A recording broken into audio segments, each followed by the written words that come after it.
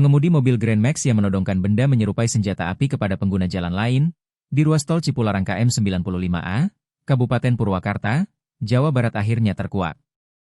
Pelaku bernama Sofi Saputra, 42 tahun. Ia diamankan Polres Purwakarta pada Selasa, 10 Juni 2025.